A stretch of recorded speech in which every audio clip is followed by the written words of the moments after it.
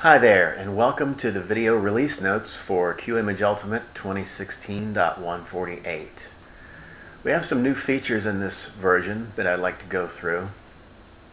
The first one is, when you're scrolling through your thumbnails, you may notice that some file names are white, some are red, some are magenta, some are blue, and you might want to know what's underneath that. What did you do to those? Generally, a blue file name means that it has raw refine attached to it.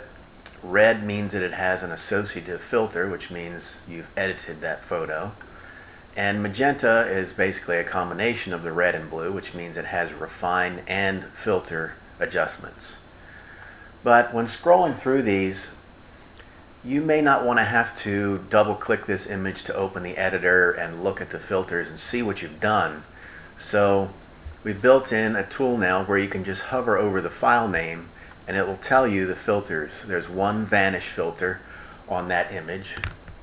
On this image, there's a raw refinement of exposure and smart color was turned off, and there's some vanish as a filter, and so on.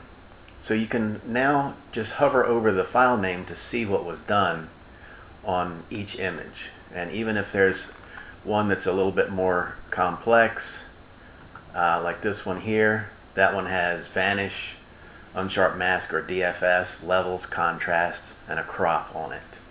So that tool will help you see what edits have been done to the images without actually having to open them. Now, another thing that we can use here, another feature, is let's say we select a couple photos here. We add them to the queue, and these happen to be JPEGs. Let's say I want to convert these and make some TIFFs. So I go ahead and I do that. I get the click sound, which means it's done, and the thumbnails rebuild. But now, where are the copies that I made? Let me clear the queue here, because I don't need these in the queue anymore. Those were the originals. But where are the copies? And now I can scroll down the thumbnails and look, keep my eye open and look for the little, here's one, look for the breadcrumb that appears on the thumbnail. But that can get pretty tedious. I have 418 images in this folder, so I want to be able to find those quickly. You'll notice that there's a new white ball up here indicating that there are breadcrumbs, which means it just created new thumbnails in this folder. It gives you a little description there, tells you that there are 2 new images, and to click there to select both of the images and cycle through them. So you can click this and it'll select the images and actually go to the first one. If you click it again, it'll go to the second one, which you can see was way down here. It would have taken me a while to find that one. And you can just cycle back and forth by clicking on this. If you don't necessarily want to select them and you just want to go to them, you can also use the control up and down arrows. So if I use control up right now, it'll go back to the first one. Use control down and it'll go to the second one. If I control down again, it'll cycle back around to the first one. So that's how that works. And this also works if you've added some new images, say from another program, and you've just opened Qimage Ultimate, and there are 2 new images in the folder. It works the same way. You'll see the little white ball here indicating that there are new thumbnails, and you can scroll right to the new ones that were just built. So that's an easy way to find the new images. Obviously these are sorted by a method other than the latest file date.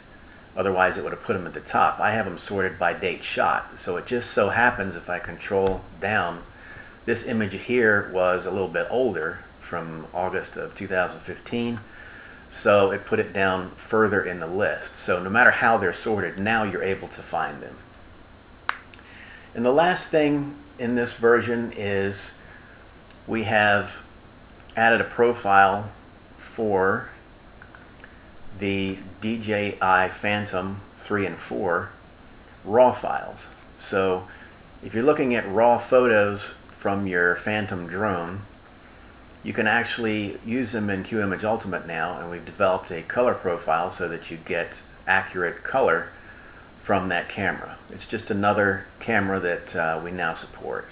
So you can see here, if I bring up the JPEG that the camera shot from the drone versus the RAW file, and I bring them up in the best shot selector, and I'll actually lock these images together and scroll out a little bit and look at them. You can see that the JPEG, since I touched the sky and I exposed on the sky here, the JPEG looks pretty dark in the ground information here. On the RAW, this is automatic development. I haven't touched this at all. You get a nice blue sky and the ground comes back in just due to Qimage Ultimate's RAW developing algorithm. It was able to see that the ground is too dark, and you got a nice sunny day here, and it looks like a natural photo with natural colors that aren't too oversaturated and so forth. So those are the release notes for 2016.148, and we hope you enjoy the new version. Thanks for watching.